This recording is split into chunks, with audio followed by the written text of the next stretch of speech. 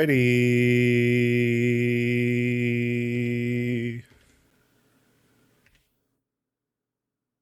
Live? We live? We're here. We live? We're Joel, live.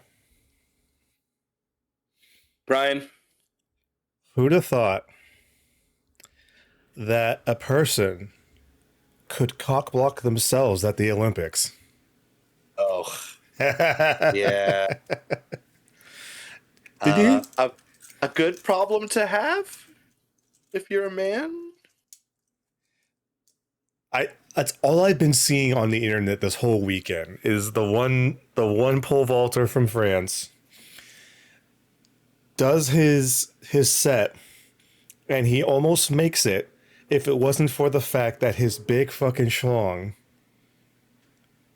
just whacks the whacks the hurdle and just His Eiffel fucks Tower his run. He ended up getting like 15th place, all because of his wang. Unfortunate. Wonder if it wasn't knocked down, he would have gotten higher. I mean, maybe. I don't know the rules of vaulting. Yeah, I don't know either. I feel like it's one of those things where if you don't knock it down, you're probably in a good spot. Like I know there's like the freak athletes that like clear it no problem.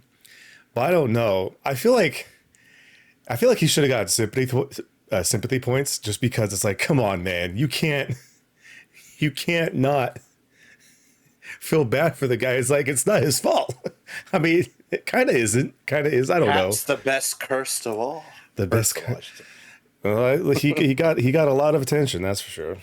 Yeah, I mean that might have been better than the medal. Sometimes it is. I don't know. Anyway, welcome back to the United Nerd podcast, where we don't always talk about Olympians' nether regions, but we talk about games, movies, news, and other kind of nerdy stuff. Of course, as always, I am Brian. Along with me is my wonderful co-host, Joel. Joel, we have a lot of news to talk about, but before we get into the news, how have you been doing? I've been good. I wanted to share, my wife and I have been watching the show called The Mole. It's basically a bunch of people do this like reality TV show. Like they work against each other, their games. It's on Netflix, and there's 2 newer seasons. It came out in 2000, but basically there's one person called The Mole who's sabotaging them the whole time until the very last mission. And then however much money they earn throughout the games, they keep. But of course, The Mole tries to sabotage, or people work against each other. You know, you don't get voted out, but there's a quiz at the end. If you don't do good on the quiz, you leave. So We've been watching that. We've been enjoying it. We finished the season 2. So there's that. I played a lot of Street Fighter today, so that was getting in the grind. Trying to unlock my secondary outfits for what you call it, Aki and Ed. So let me ask you this, because I haven't looked at that kind of stuff. How hard is it to unlock like extra costumes? So with that in World Tour mode, you have to like get the right item or a certain item. If you give it to them, it boosts their rep up or their familiarity or whatever. I forgot it's called with them. Once it gets to 100, it unlocks the secondary outfit. Like I have Rashid's Street Fighter 5 outfit, right? And I have Zangief's original Street Fighter 2 outfit, Chun-Li's original Street Fighter 2 outfit, and so forth, you know. Okay. There are other ways of increasing the rep, like if you talk to them enough and give them enough stuff, sometimes just fighting them and beating them gives them rep, and that works too. Or they send you on a mission, it gives a lot of rep. Right now I'm working on JP. I need his level 3 super to get to M. Bison, so that's what I'm doing right now. Okay. Yeah. Neat. Oh, I don't know. I kind of fell off World Tour mode. I wish that after like the first season they made it so you can play classic controls. Yeah, I was just about to bring that up. I actually switched to this controller. I have a gamepad. But it's like the only way to do World Tour is, I mean, you can input classic controls. It's just the modern gets in the way. It's like a mix. I just switched to modern. It's been weird going back to modern, but also the last time I really was focused on World Tour, I wasn't as good as a Street Fighter player.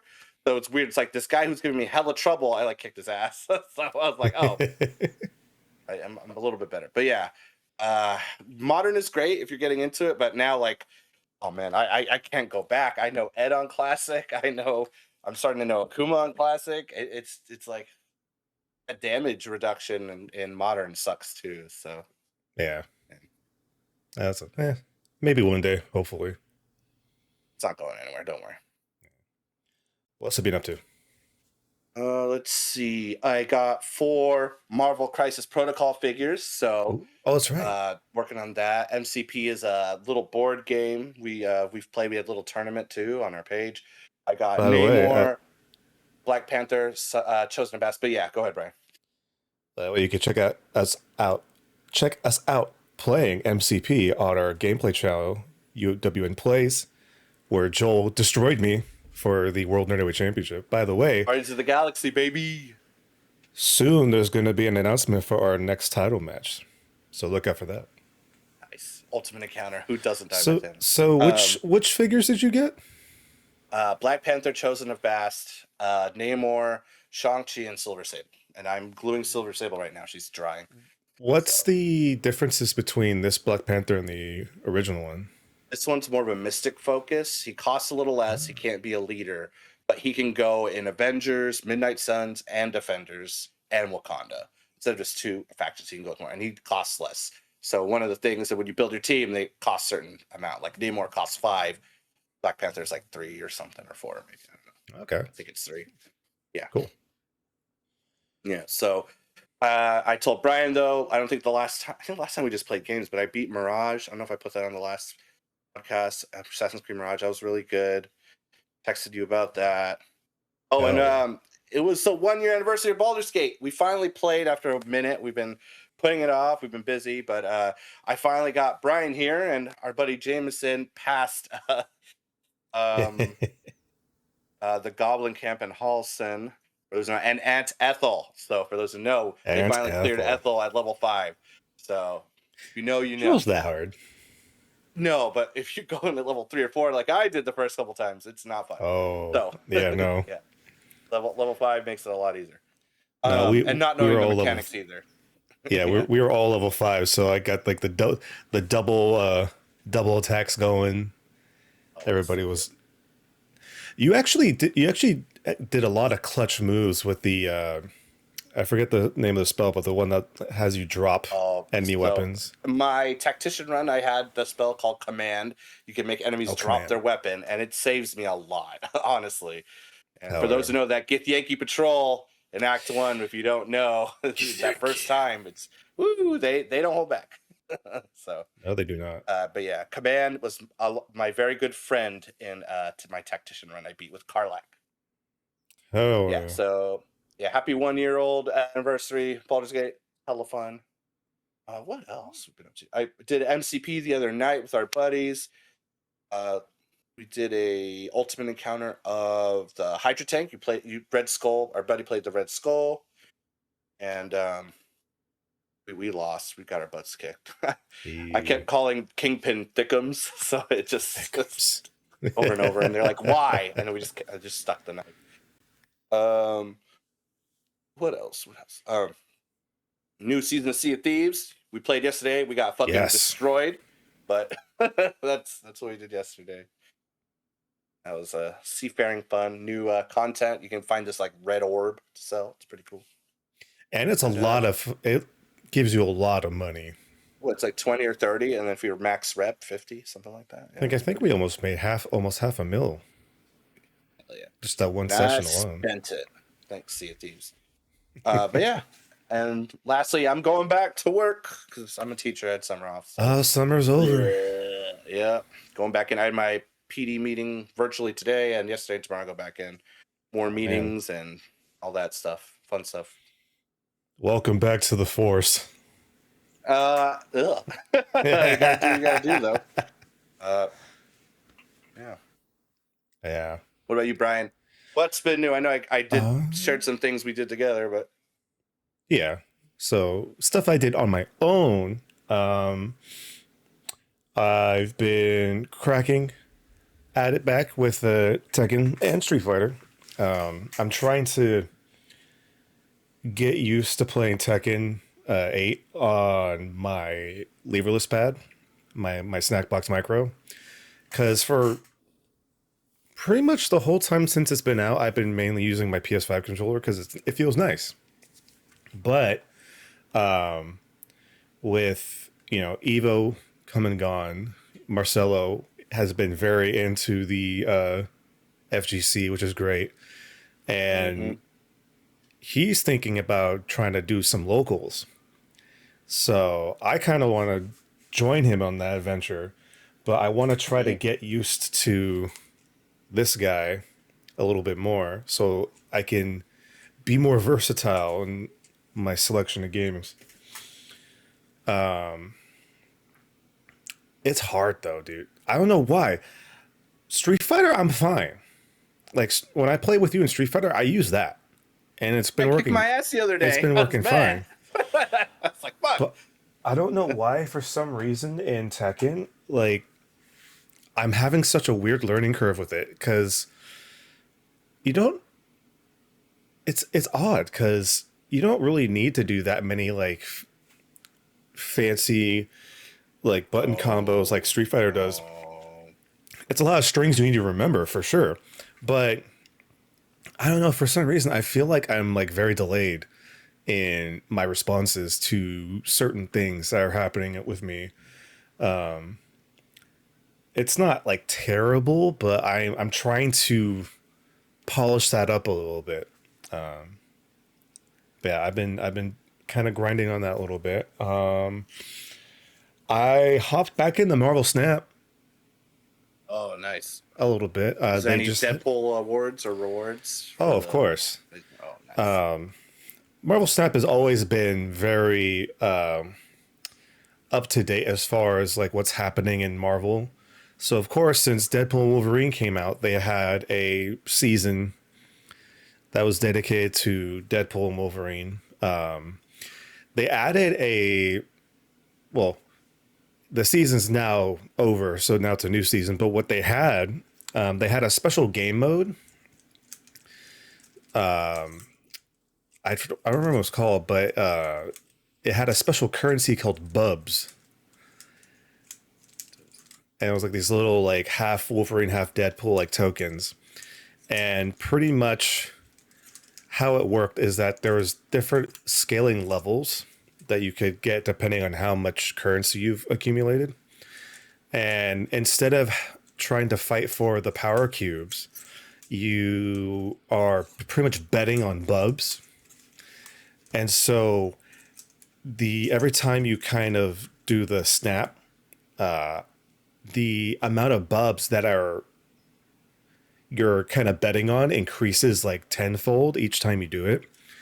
So you can have a match that requires you to have like maybe 5,000 Bubs. Let's just say a just random number.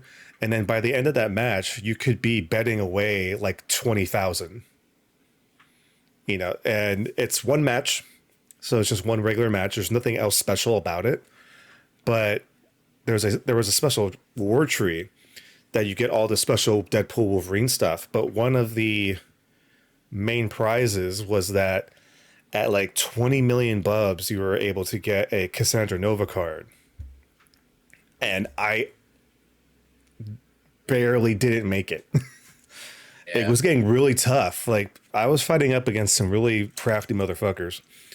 But it was nice. I haven't played Marvel Snap in a bit, so it's kind of cool to get back into it. Apparently today they just started a Young Avengers season, so I'm gonna check Oh, that out there you because go. You were I'm just all talking about the about Young Young Avengers. Avengers recently. Yeah. But yeah, I've been getting back into Marvel Snap, which is really fun. Doing that on the Marvel train.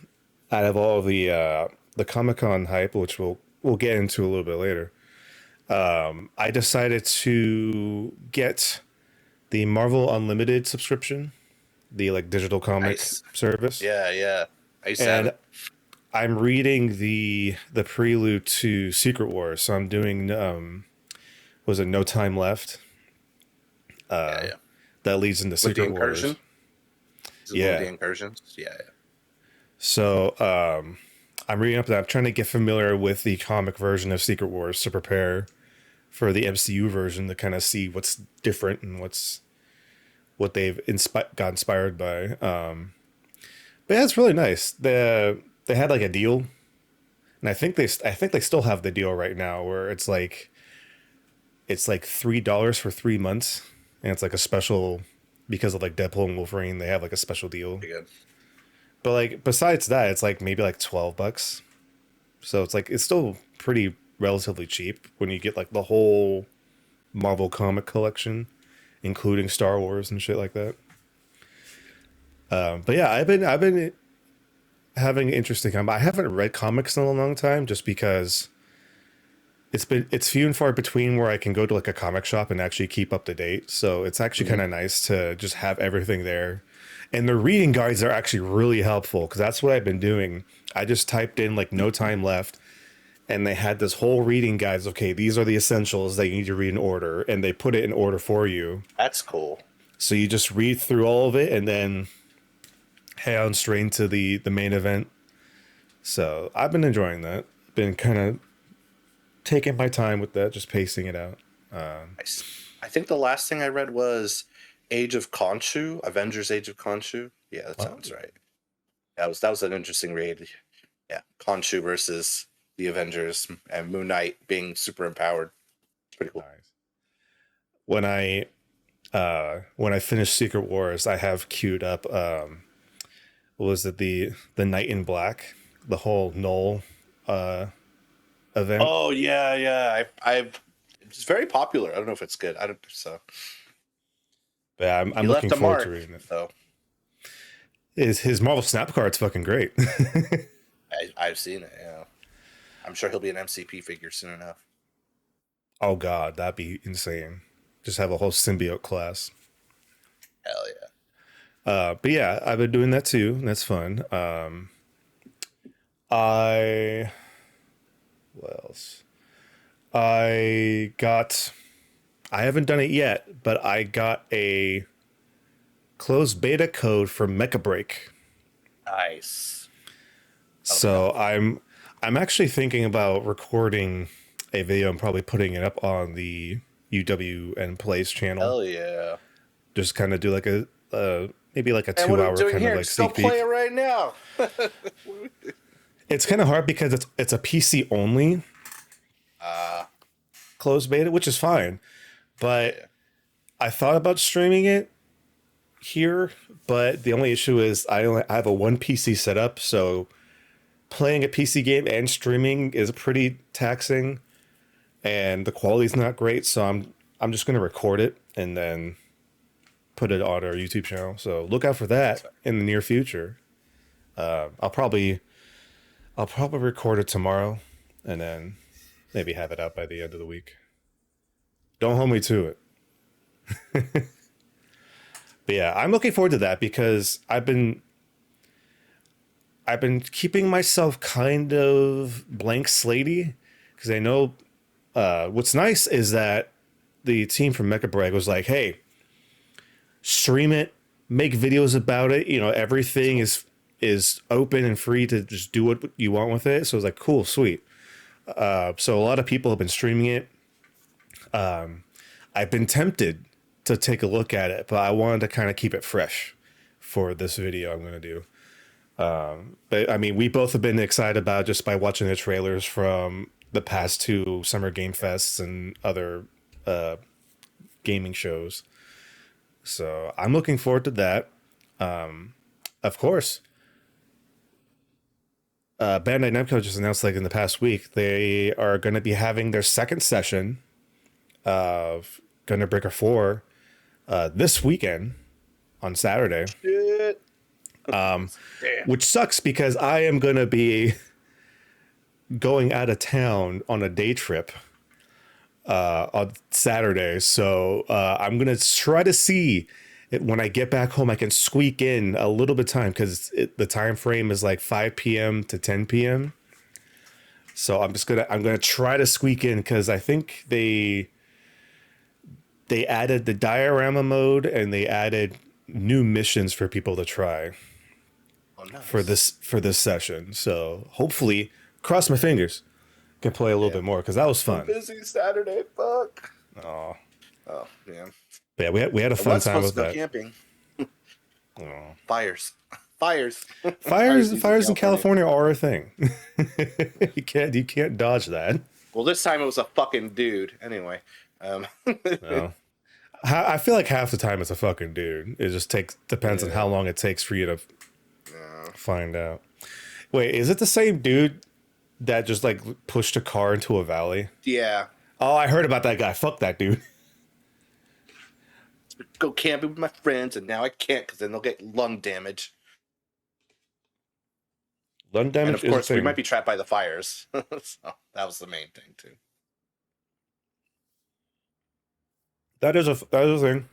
That is something to be worried about. Yeah. Well, cool. Maybe that means whenever it's pre-planned, maybe I can actually go. We'll see. We're trying. We're trying. Other than that, you know, just gaming, doing thing. What did I watch? I finally saw the first half of season 2 of Transformers Earthspark, the Transformers show that's on Paramount Plus. Still enjoying myself. It is very like kind of pitched more towards like kids. It is a very kid friendly show.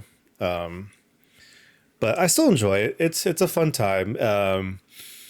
It's only half the season, so they still have to release the last half, and they haven't made a date for that yet. So I'm kind of like I need to watch more Transformers, even though the Yeah. movie's coming out in like less than a month. Oh, yeah. It looks fun. It looks fun. But yeah, other than that, just kind of doing my thing, you know, hanging out, Having a Kuma. having a Kuma. Anyway, before we get into the main topics of the show, I just want to remind everybody that if you're watching this live, you can join us in the Twitch chat with us during the stream, during the podcast, chime in on the topics that we're going to talk about today, which is going to be Bungie and Game Informer layoffs and closures, as well as Comic-Con news.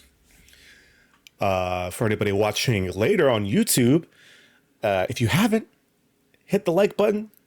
Show the algorithm that you like what you're seeing and you want other people to see it. Hit the subscribe button if you're feeling a little bit more generous. And of course, hit the like bell so you know when more episodes are coming out, as well as UWN Plays, where we have all of our gameplay. You can check that out too. And if you haven't noticed, United We Nerd are official partners of Zenny Gaming. You can have a great time gaming to your heart's content when you have Zenny Gaming blue light blocks filter lenses. Very stylish, very cool. And what's best part, Joel, is that it doesn't break the bank. You can get the style you like with the comfort you like with prescriptions, sunglasses maybe. You can go check that out on our special partner link. Go to Zenny Gaming for all of your gaming eyewear needs.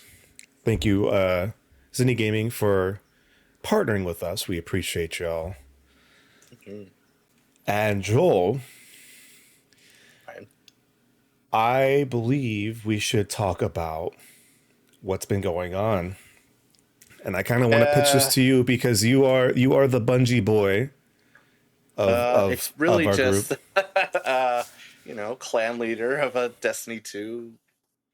Just Riven's Bane, put too much So time into Destiny Bane. so tell us what's been going on this past week.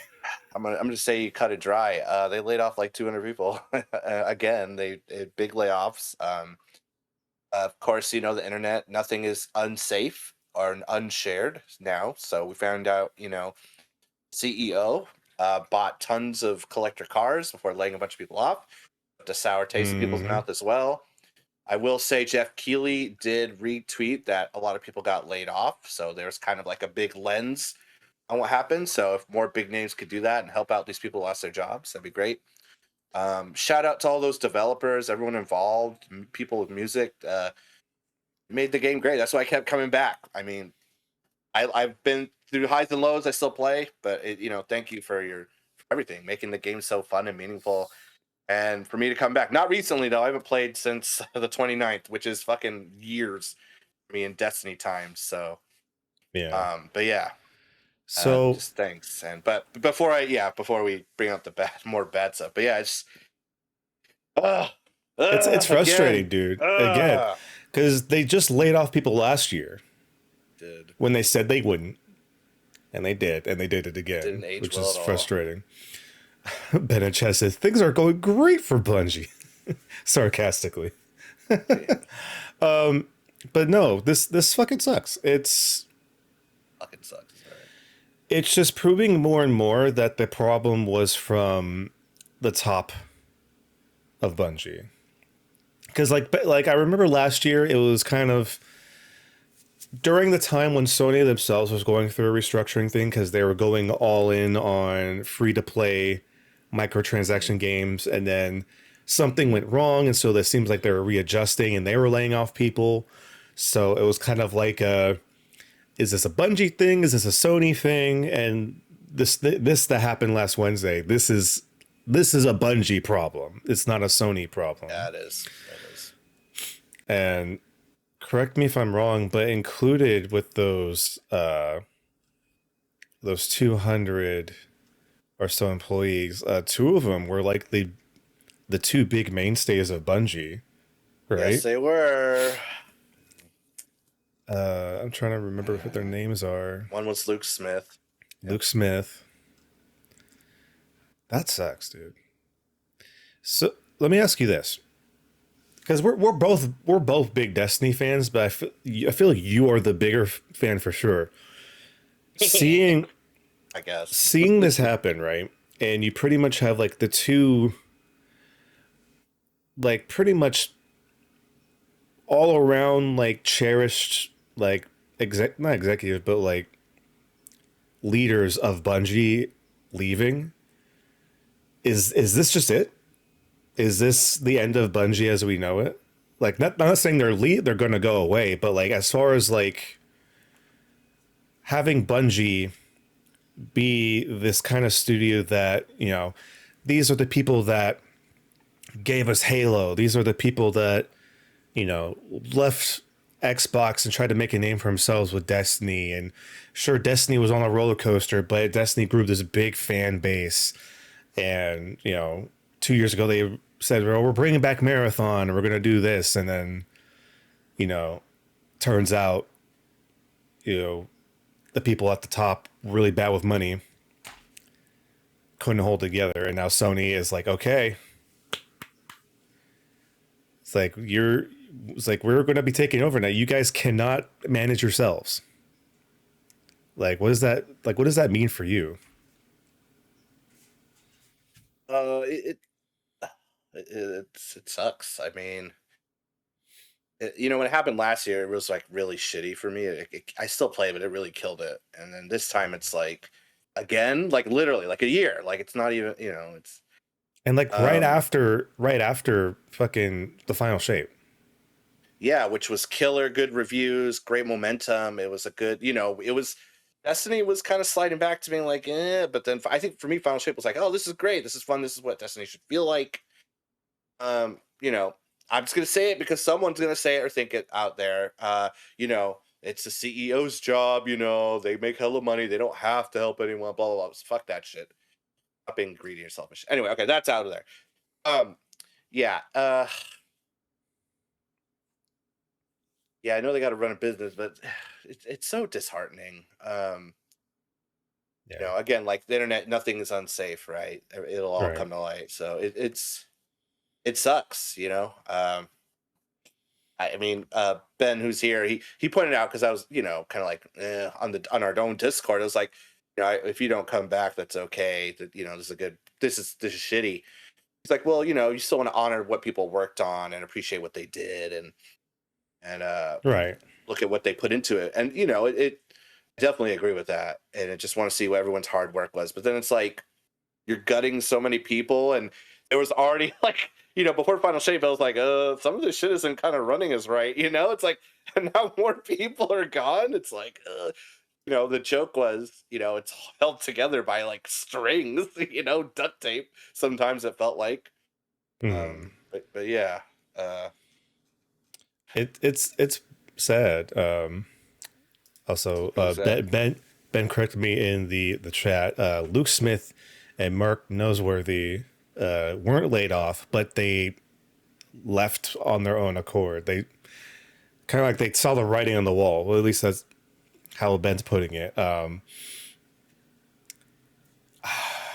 It's just sad, you know, because it really, like you said, it really did take the wind out of a lot of people's sails. Because you're riding really high on the Final Shape. We played Final Shape here on stream multiple times when it came out because we were just so into it. But you know, just the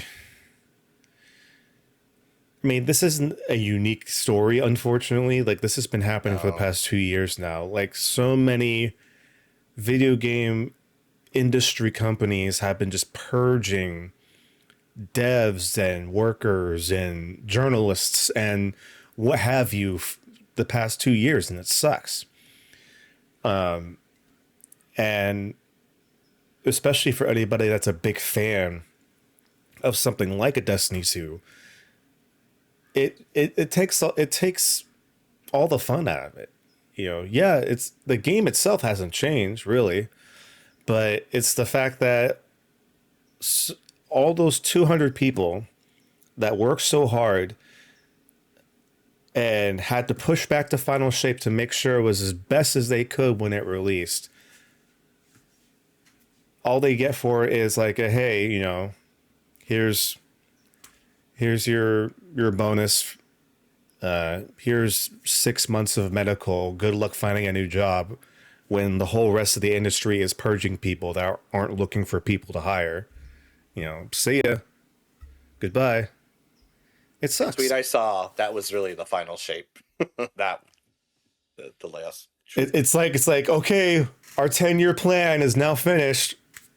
Done. Uh, on that, as long as we're talking about Destiny, they released a still like, hey, 10-year anniversary of Destiny 2.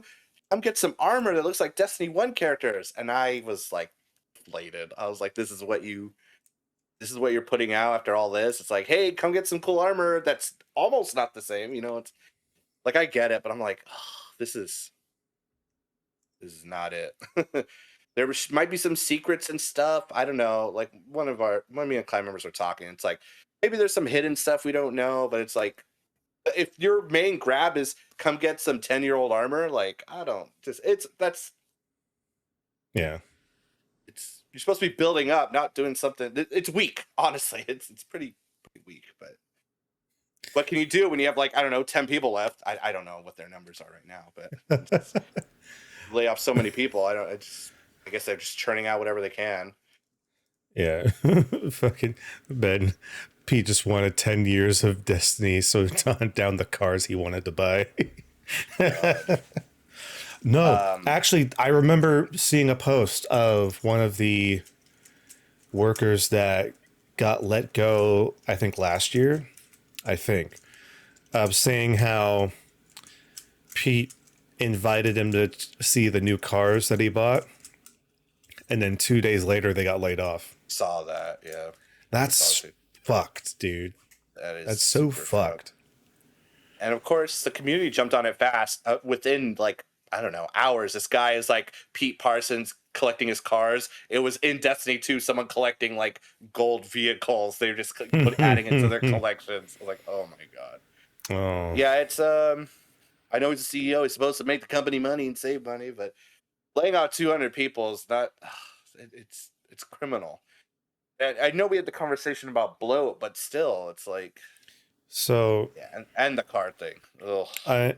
I pulled up a article from Bloomberg just to kind of make sure that we didn't miss any major things. So it seems like Bungie or Sony appointed a new director for Bungie. Tyson Green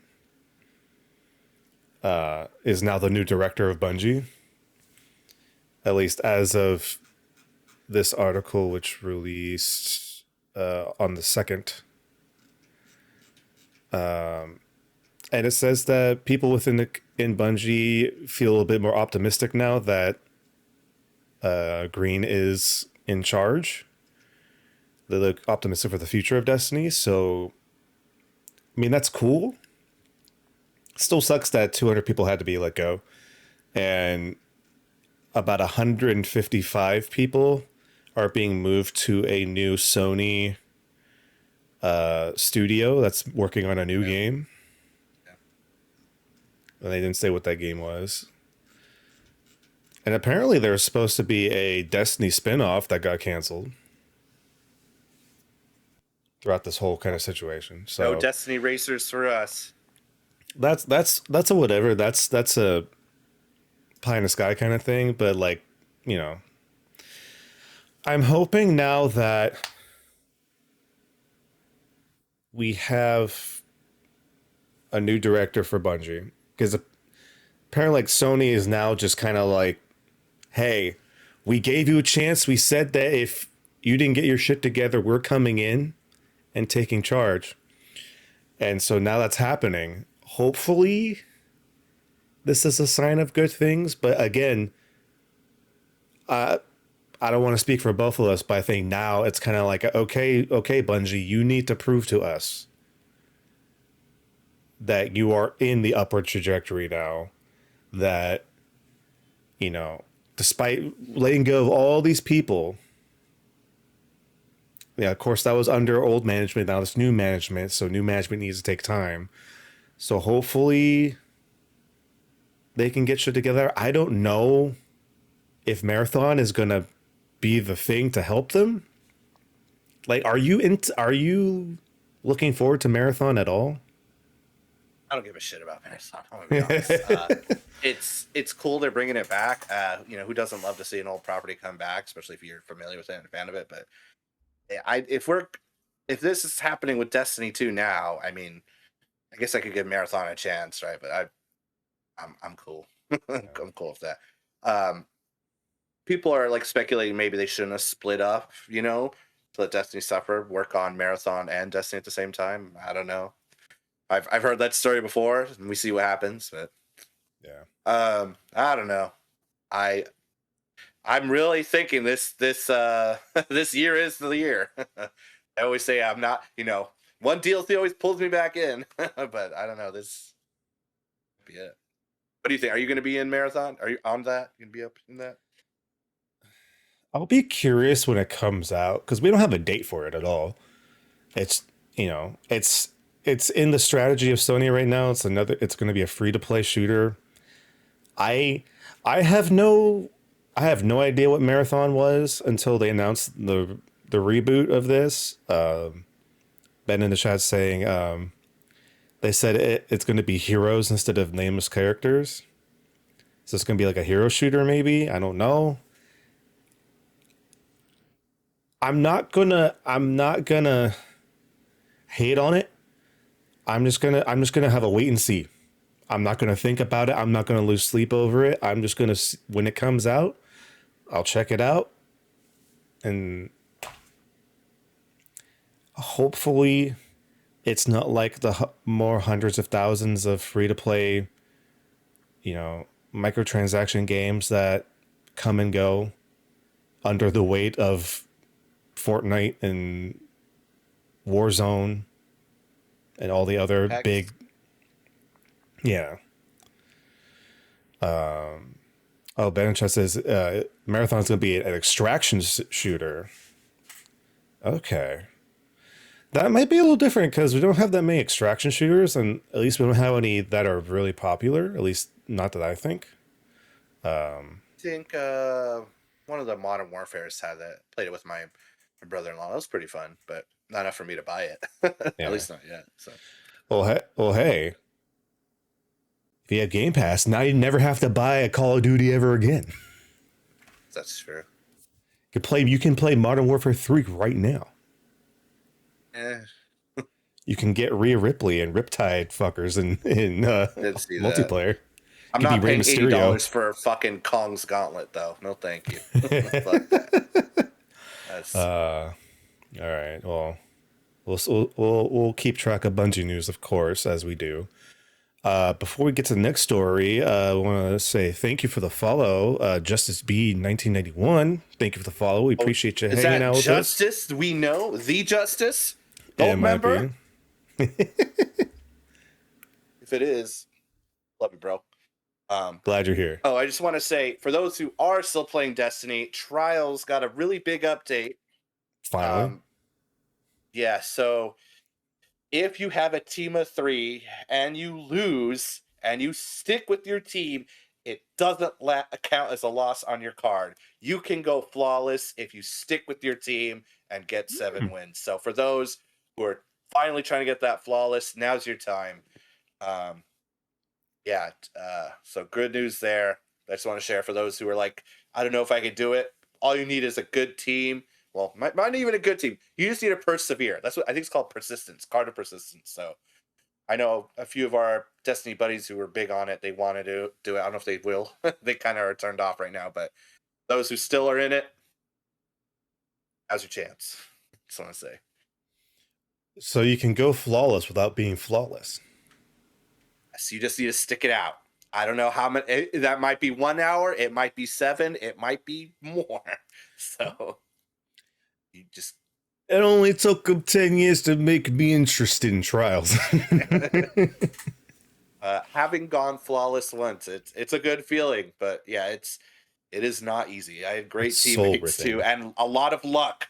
The guy I was worried about one of my matches, he DC'd. I was like, holy shit! It was a Ward of Dawn Titan. We didn't have supers. I was like, fuck! We were on round 5 or something, and I was like, damn it! We had a good run. Fuck! But I was like, oh well, it is what it is, right? You win some, you lose some, and then he disconnected. I was like, what the fuck? I was like, oh, we're going today. We're going. Enemy Titan, right. Thank you. On the same track of layoffs, we have a full doggone closure. A very sad closure, because we were told last week that GameStop has officially closed Game Informer. I wasn't expecting that, to be honest. For people I always felt like that was a facet, and that's crazy. It's fucking wild, dude. So for people that weren't around during the big boom of like video game magazines, like Game Informer was like the magazine. Now, yeah, you know, it was bought by GameStop. You know, every GameStop you walked into, it was there. You pretty much had access to it, but it's just sad because so many video game magazines have been closing down these past few years, and there's like really no big heavy hitters left. And so having Game Informer closed down is really the end of physical video game media, like journalistic media left. It's funny. I, like last weekend, or before this announcement came out, I found my last remaining stack of Game Informer magazines, and I was thinking about getting rid of them, but Damn. Damn. with this announcement, I'm getting sentimental about these things now. Here, I pulled out two of them that I kind Nice. of cherish a See it. lot. The the cover with the article showing off Assassin's Creed 3, Oh, it's a good one to have. Damn. really fucking good. They ended up using this for the steelbook case that they were giving away. It was so good. And then of course, this one, the title feature for Titanfall. That's a good one too. It's so good, and it's like this is gone. Like, sure, these are not rare because anybody who bought a GameStop reward subscription got a year's worth of these motherfuckers. After a while, they did transition to digital only, and it actually wasn't until recently where they decided to come back to physical, which sucks because when this announcement was made, they were just finishing up their 367th issue of Game Informer, Damn. which was going to be their Dragon Age Vanguard or the Veilguard cover. Damn. So that's going to be the last ever Game Informer magazine. It's really sad, like I was saying, how so many, like if you look back in history, at least for me, Game Informer was like the one of the only places back in the day, like the early 2000s, like mid 2000s, where I looked for game reviews and, you know, the articles of up and coming games I was looking forward to, that was getting the first like sneak peeks of, you know, what the next Assassin's Creed game was, or like what cool game that wasn't on my radar that I read an article in the magazine. It's like, oh shit, I should check this out. It's gone. And what the most fucked up thing is, Joel, is how GameStop apparently doesn't have a fuck to give about Game Informer. Because reading up on what was happening, the day GameStop laid the hammer down and decided to close off Game Informer, they were in their offices working on this last issue. They got called into a meeting and said that they were laid off. And at that same moment, on the Game Informer Twitter page, there was a goodbye note that wasn't made by any of the fucking people that worked at Game Informer. GameStop made a fake fucking goodbye notice Ugh. for Game Informer. I didn't hear about that. That's As disgusting. everybody was finding out that there was no more Game Informer, like everybody that worked there, GameStop posted that on their social media. Now later on, somebody who did work there managed to post an actual goodbye letter. And then I guess someone from GameStop found out about it because they ended up just wiping out their social media. Like their Twitter is just fucking gone. Or not gone, but like wiped out. Right? I think is wild upon that. Well, I mean, let's talk about it too. Like I didn't hear about that's fucking that's so scummy. Oh my god! Like not even a chance for them to say goodbye on their own terms. No. Ugh. It's the pop store is fucking evil. Jesus. And the wildest thing, the thing that's gotten people most outraged, is that GameStop didn't even have the wherewithal to leave the website untouched. They edited the website so it's only a splash page with the goodbye letter that they made. So the 33 years of articles, the 33 years of content that they've made, which is like resume filling shit for all of those journalists and writers and people that worked on the website and like their YouTube page and whatever. The YouTube page is still up and running, but the website themselves that has all of the archival articles and head stories for every issue is just gone.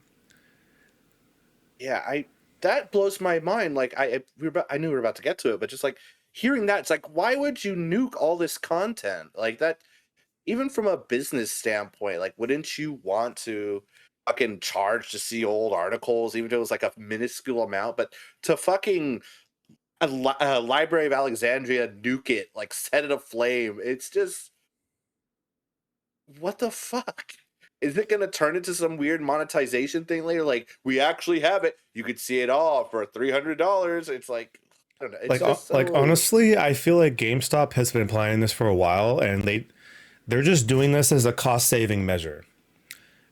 Because let's be fair, you know, physical magazines have been on their downturn for over a decade now. It's no secret. That's no hidden thing. But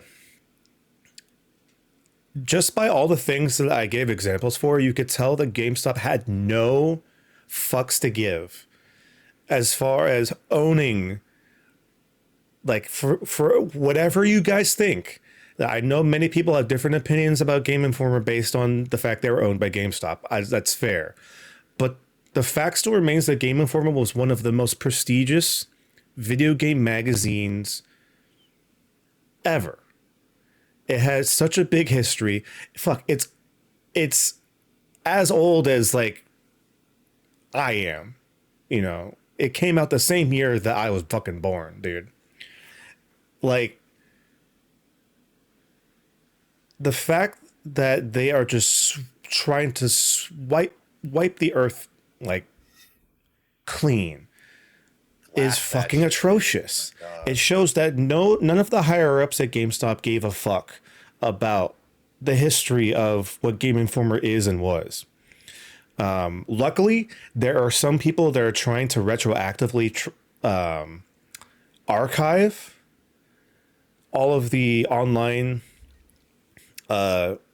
files and in articles from the Game Informer website. So, you know, fingers crossed they can get as much as they can for the writers' sakes. But it's the audacity of it all. Real. You know. Real. It's fucking mind blowing, dude. I just, the nuking, dude, is just, yeah, it was a clear, we need to save money now with no fucking thought, hindsight. It was, fuck, robotic. I bet that if that apology was AI too, that fake ass apology, like many apologies now. It fucking could have. You never know. I'm gonna bet it was. It just why pay an intern to do it? It just hurts me because just like our conversation with Bungie on everything that's going on in like the video game developer industry right now. Yeah. Like it's even rougher for video game journalists because we've been seeing so many of them just go out left and right the past 2 years. And so to even have a company like Game Informer not be safe, because I feel like even though GameStop has been hurting to trying to find a feasible, you know, market or, you know, game plan to try to make money, like, how does this help you in any way? Like, sure, you'll probably save a little bit on like production costs, but who the fuck's gonna want to even care about? Like, so many people don't care about GameStop already. I feel like this is just a net negative because it's just more reasons for people to hate GameStop. It's just the pop store now. Like I said, it's just like I think I haven't actually gone in there and bought a game in like I don't know years. Pre-pandemic, maybe. I don't Shit. know. I'm sad. I didn't. I. It's one of those things. You don't have the foresight. You just don't know what's gonna be around. I definitely had a fucking couple cool Game Informers, and it's like, don't worry, they'll be around. I never would have thought they'd be nuked like that. At Oh least, my! Like, I'm sorry, Joel. I was reading this Kotaku article to kind of get more information if I missed anything. Oh, I am so okay. So the CEO of GameStop, Ryan Cohen, right? He's the guy that makes all the decisions for GameStop.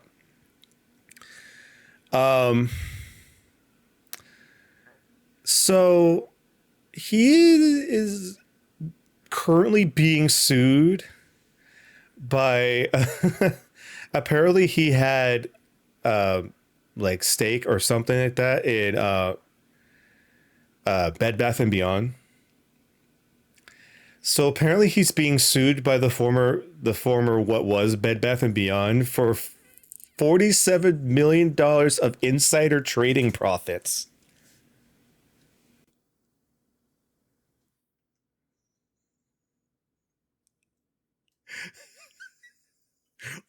Fuck, dude. Fuck. Oh, can't fucking stop. Can we America, we just love our stop? guns, but I'm just saying, guillotines. Guillotines. Holy shit. How much Fuck games. money do you fucking need? It's the real conversation we Well, need to apparently be he's gonna having. need a lot if that that fucking lawsuit fucking goes through. Fucking shit. Oh my god. Yeah, I don't know. I have been content with being mostly a digital gamer nowadays. No hate to the people that work at GameStop because those are just, teenagers and like young 20 somethings dealing with all the bullshit they have to go through from Service corporate. jobs are hard. No, no lie. Service jobs are hard. But hey, Ryan, go. I'm gonna one cam you real quick.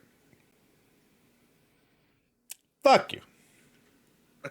I think that's the most aggressive thing he said on this channel or I podcast. got it. God. God, I'm fucking. It's already steamy in here. I'm fucking even more. It's a fucking sauna right now. Don't worry, Fucking Brian. I mad. got 48 mil insider trading on Game Informer. Don't worry. My fucking god. Hope those Boo. stonks were worth it. Oh, that fucking shit crashed, bro. Good. The fucking stock market crashed. So, woo. Good luck. Fucking good. Okay. I could talk shit about GameStop corporate for a while now, but I think that won't be as productive as we'd like it to be. So, to try to alleviate some of this fucking hatred right now, let's talk about Comic-Con news. San Diego Yeah, I Comic-Con. got some hate for Comic Con, Oh, but you we'll well, get to I it. could I could pass that baton to you, good sir.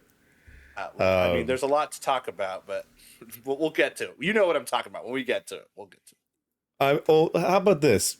Let's just start with the main event, Joel, because I know you've been wanting to talk about this for a little bit, so I'm gonna pass the baton to you. Tell me what you're feeling.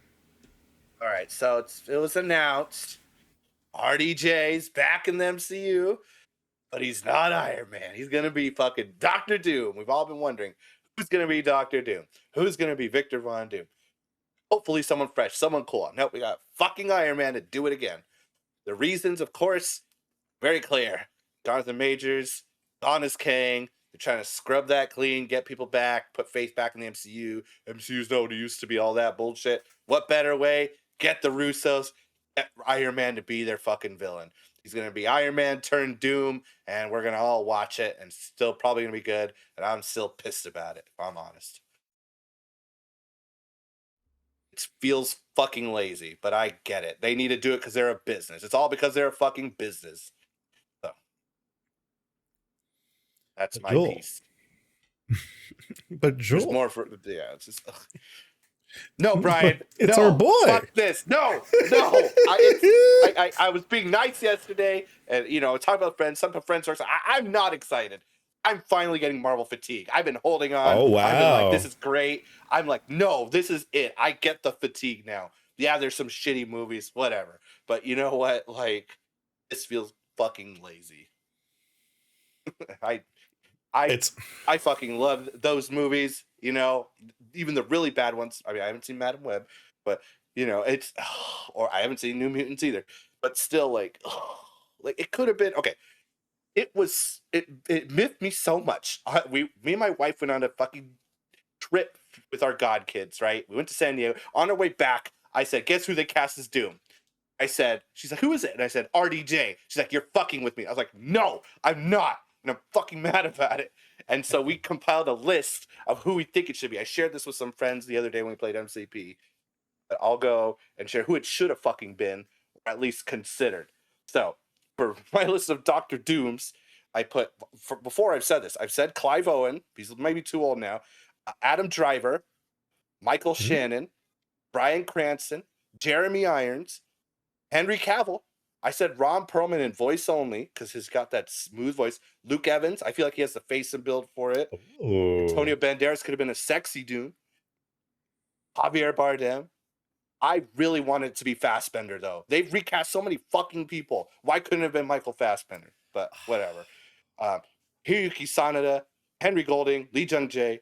They've brought other people back. They've brought back Idris Elba. He was in the Ghost Rider movie. Christian Bale. Yeah. You could bring him back. Chiwetel Ejiofor. He's in another Marvel movie, and he's still currently Mordo, I think. Oh. My wife said, what about gender bent? Rebecca Ferguson is Doom. Bring back Mads Mikkelsen.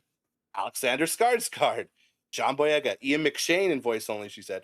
Rick Yoon, William Lee. Chris Pine. I thought it was a weird choice, but he could do it.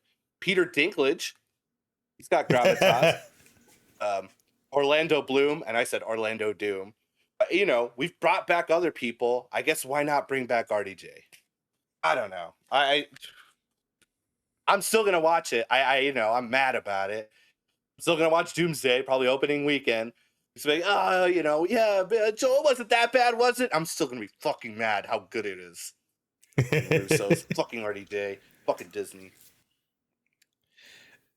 Yeah, I honestly kind of don't know how to feel about it because when it comes to the realm of multiversal bullshit, anything can happen really, and it's not like the MCU has to strictly go by what the comics did. So they could like just do They their own haven't. thing. I don't know. I feel like I'm more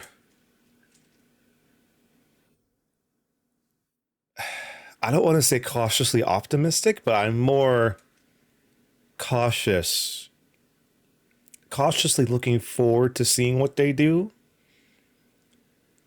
I'm not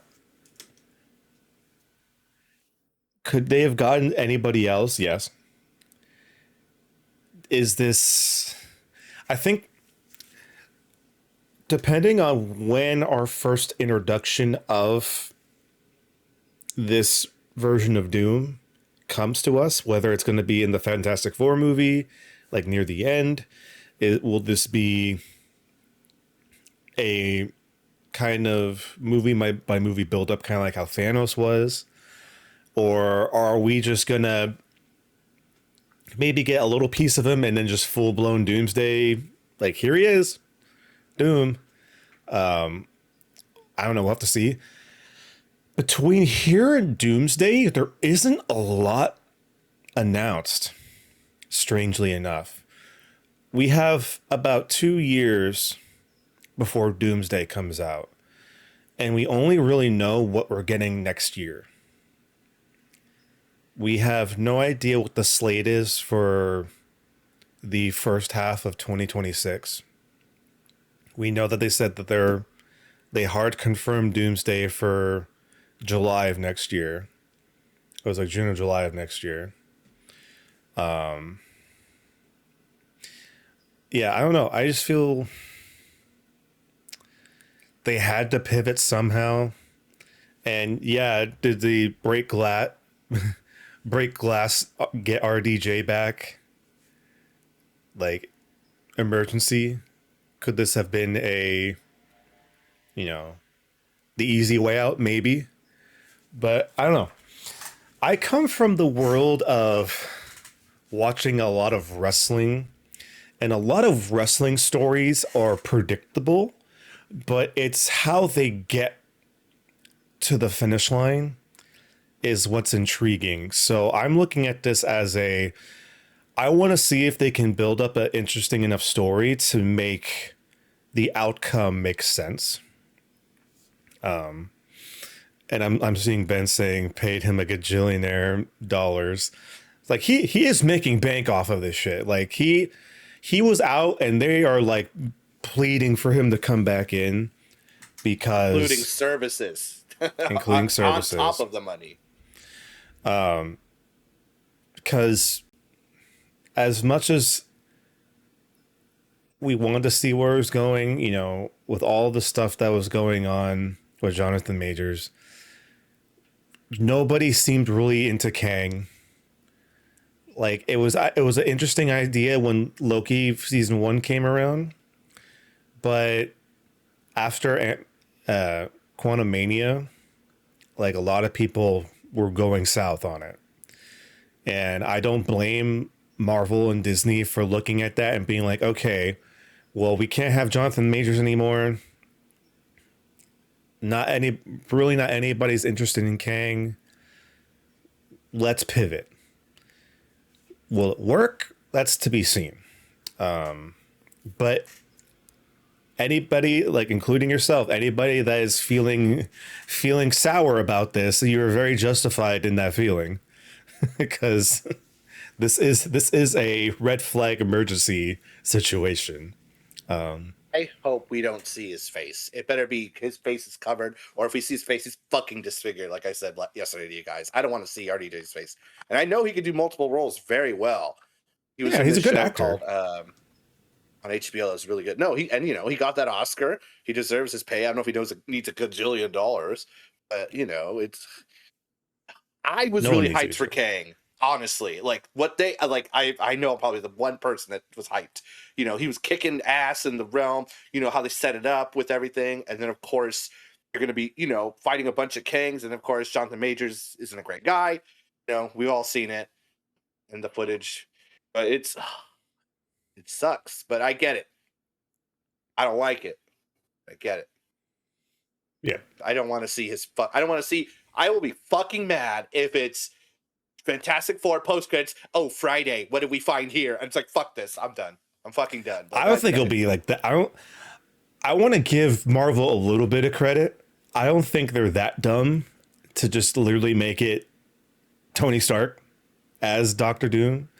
Like they did say it is Victor Von Doom, Doctor Doom. Now, whether he's a variant, whether they are taking the one comic where they swap bodies and tweaking it a little bit for this universe that the MCU is in, who knows? Like you said, it's probably preferable that he keeps just the mask on and he's just more of like the comic / cartoon style Doctor Doom, where it's just that is the persona and that's who you get. But he's an actor. We need to see his face for him to get money. So The only way I can think of that would be suitable, and they have to build it up correctly, is to have his mask come off, is that he is a variant of Doom that so happens to look like Tony Stark, or it's like it is the one spin-off issue where like they do swap bodies so Doom can like get ahead in life because the Stark name is everything. And they have to do something with Spider-Man, because I can imagine, built up right, having the mask come off and it being like Tony's face fucking up Spider like Peter so much, because that was the whole point of like Far From Home, and like No Way Home was like Far From Home was like he is trying to shed, like Peter is trying to shed that identity of like, Tony Stark is gone, he is not sorry, and then having to relive that trauma again, but like on a grander scale. And then maybe, I don't know, maybe have like another Doctor Doom come in, and then it's like, I don't know, it's weird. I'm not a story writer. That's why hopefully like the people over there are getting paid good enough for this shit. I don't know. I think at this point they just need to kind of correct the ship a little bit, get to the finish line. That way the Secret Wars can happen, the multiverses merge, and we can get like the soft reboot that they're talking about post Secret Wars, and then kind of start anew, you know. I don't know. Ben in the chat says Disney Marvel wants another Thanos, but unless they spend the years to set up Doom, it won't hit as hard because they're not spending the 6 years to build him up like they did for Thanos. Yes. This is going to be a hurdle because Thanos was built up to be this big universal threat. Had the build up time, had the small appearances in different movies like Guardians, like the post credits for other movies and stuff like that leading up to Infinity War. 3 years to fully flesh out what Doom is supposed to be can be hard, unless if the slate for 2026, the beginning of 2026, focuses heavily on whatever this Doom is. Right? You gotta have something there to have people care. I don't know what that is. I don't know what that is.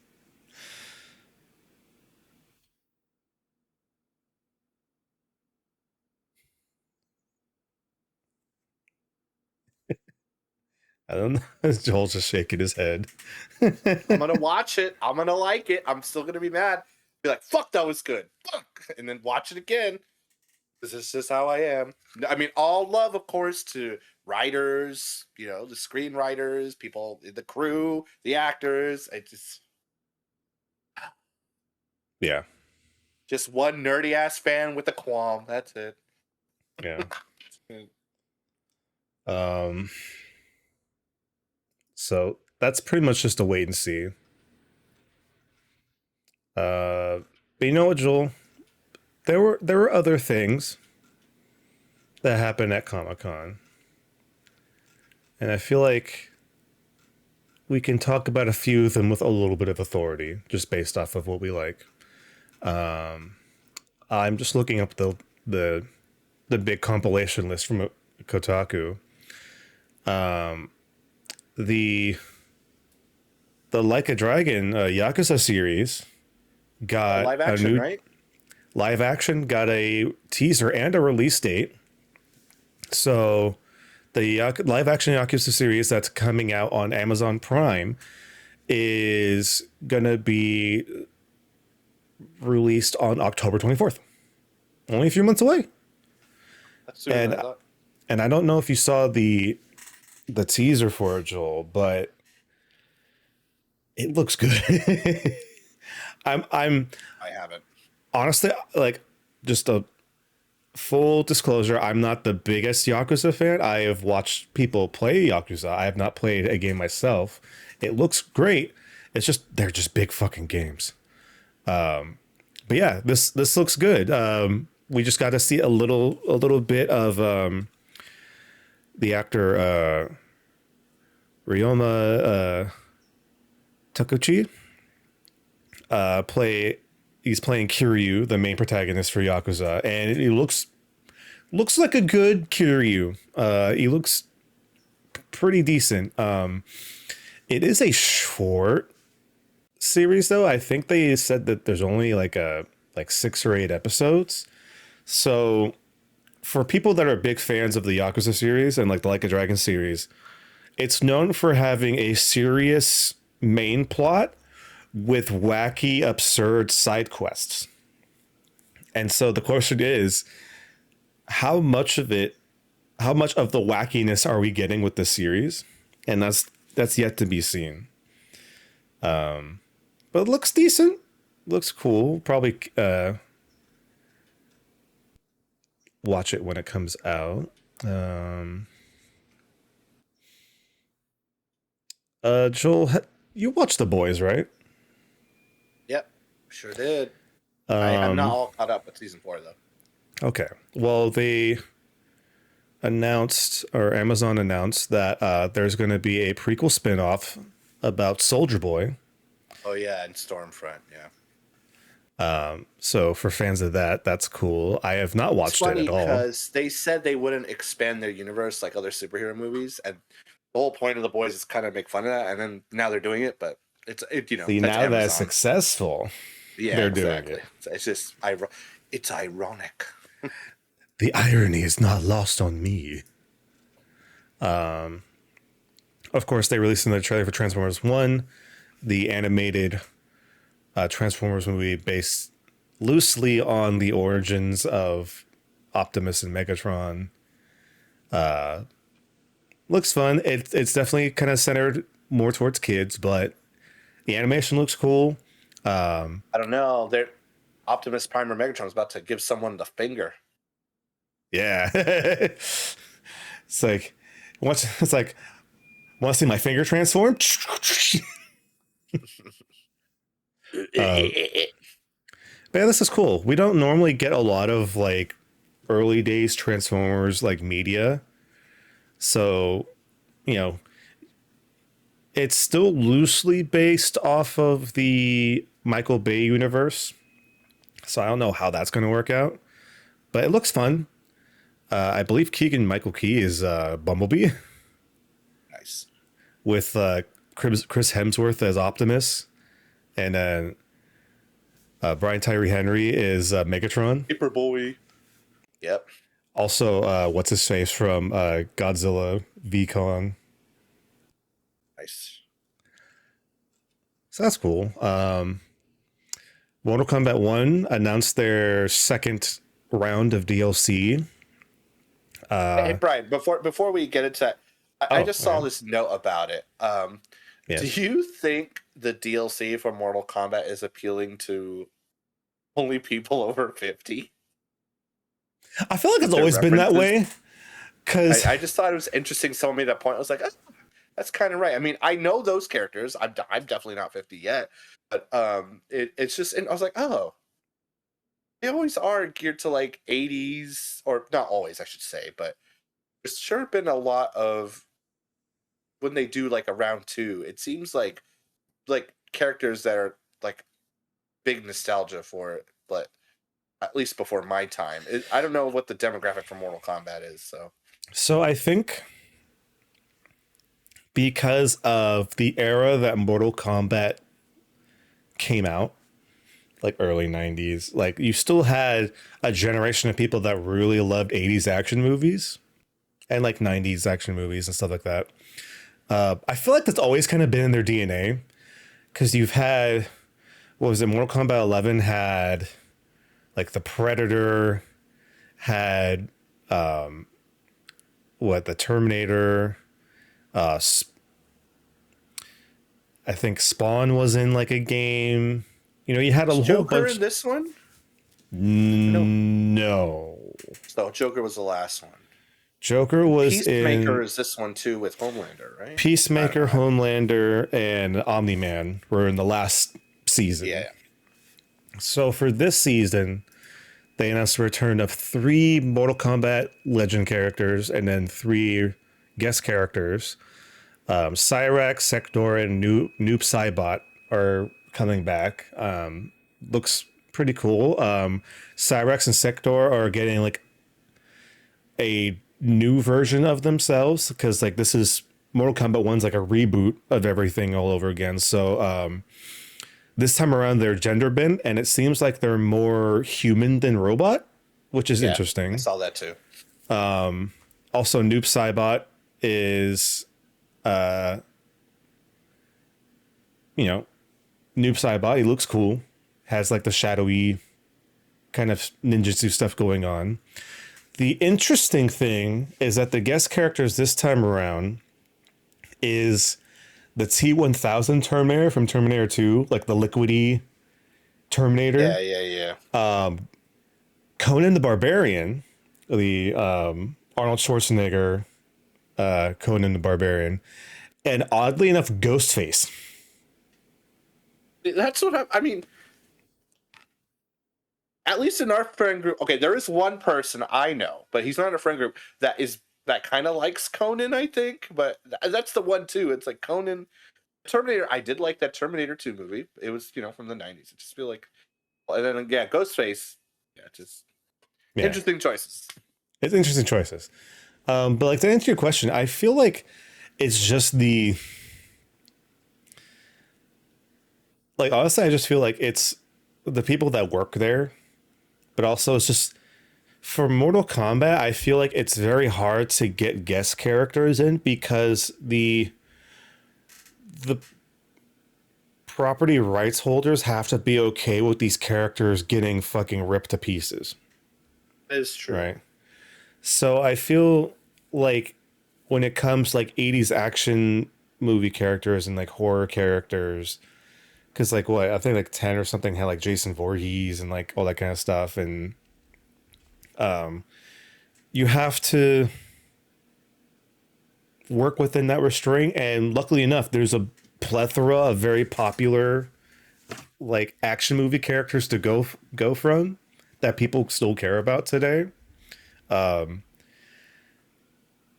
It is kind of interesting to see because Mortal Kombat 1 hasn't had the biggest player retention rate.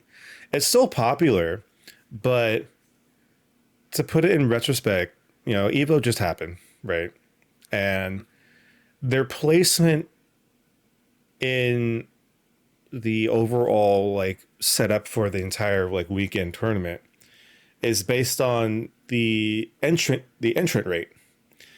You get a certain amount of entrants to said game. Depends on if it's going on the main stage on Sunday, right? Yeah. Mortal Kombat has been out for less than a year, and it was like the fifth highest entry rate, which is kind of bad for a brand new fighting game. Like let's put it in this in like retrospect. Like they had Third Strike, I'll be a very popular, very beloved Street Fighter game, right? Yeah.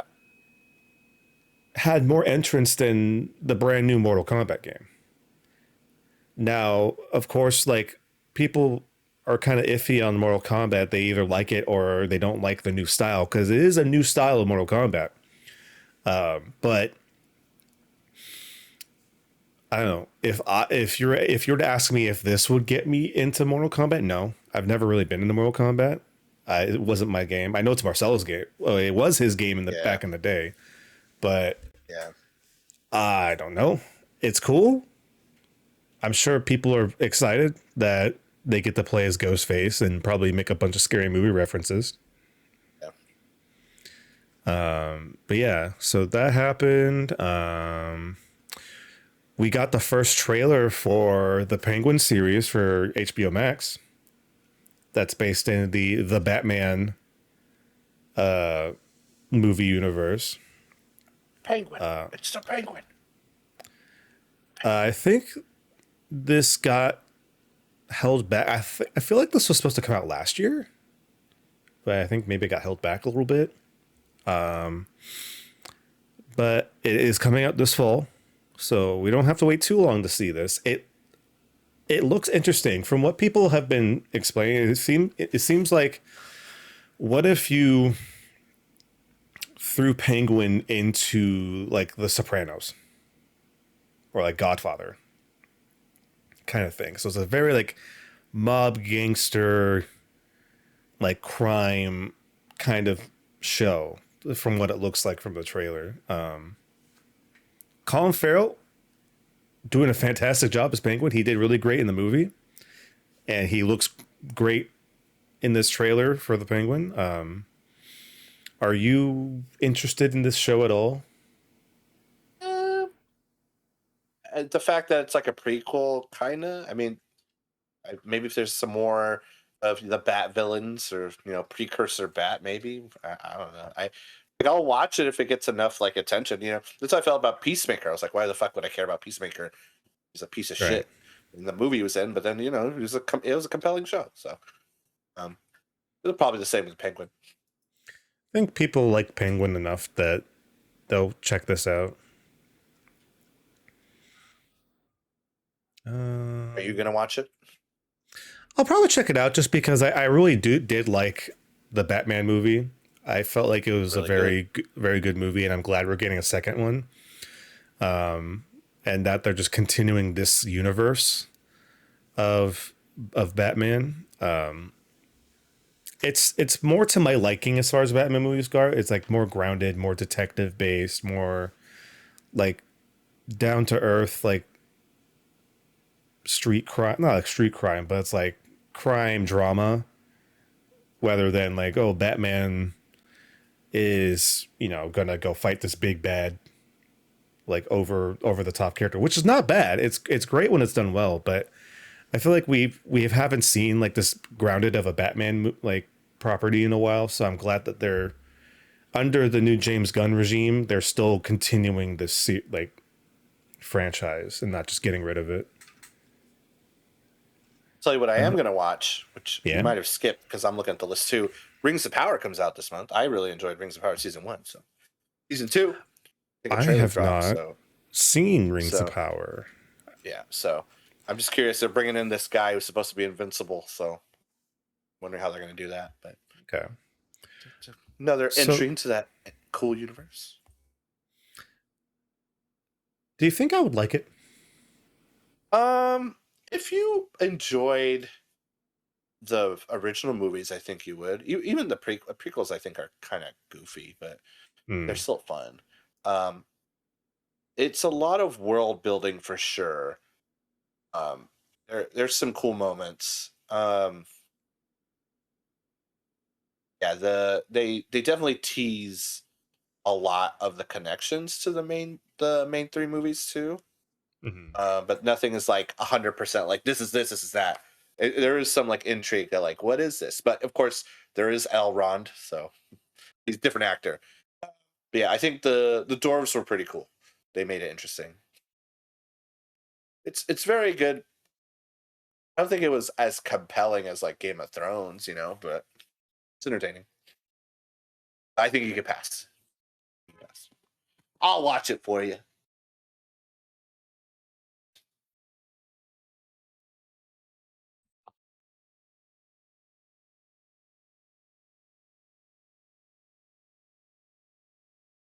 What happened? Why can't I hear you anymore? Oh, sorry, I was muted. Holy shit! But yeah, like I was saying, um, like I don't hate like the Lord of the Rings franchise. It's fun. You heard it here. He Um, hates it. so maybe one day I'll give it a shot. But there's just too much stuff to watch. It really is. Um, let's see. They did show off the new Ninja Turtles show that's based off of the most recent movie, which is pretty cool. Pretty much has the same exact vibe as the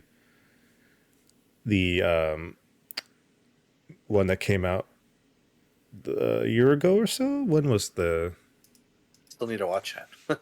I'll make time this weekend. I'm gonna finally watch it. Let's see. I want to get the actual name of the show. It's like Tales of the Teenage Mutant Ninja Turtles, I believe. is what it's going to be called. Oh, actually, holy shit! The first episode comes out this Friday, so Oh, it's nice. here. It's pretty much here. It's going to be on Paramount Plus. But yeah, just from the vibe of it, it has the same cast, same overall vibe as the movie that's is kind of based off of.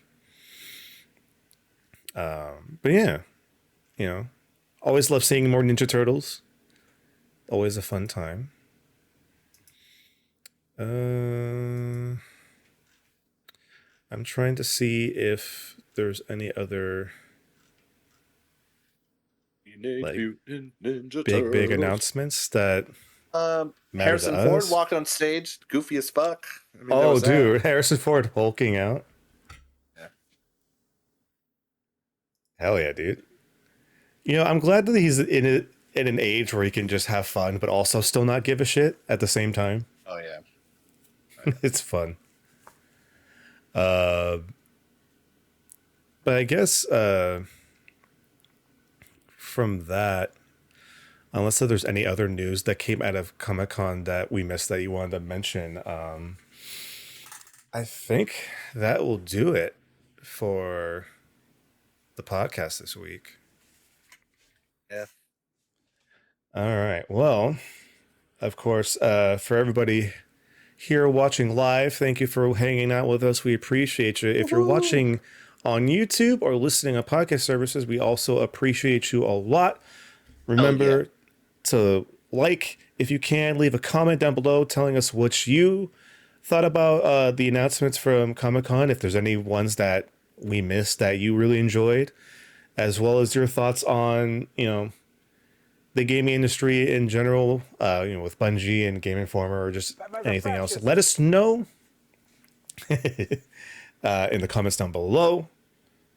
And of course, this has been the United Winner podcast. I've been Brian. This has been Joel. We appreciate you so much. And remember to forever and always keep on nerding. Friday, boot up the Ultron bots. We're gonna take over. It's gonna be not the age of Ultron, but the age of Boom. Bum, bum, bum, bum. Secret Wars. I just did the plot for you. There you go. You're welcome, Disney. Fuckers. Iron Man returns. The 60s were fun, but now I'm paying for it.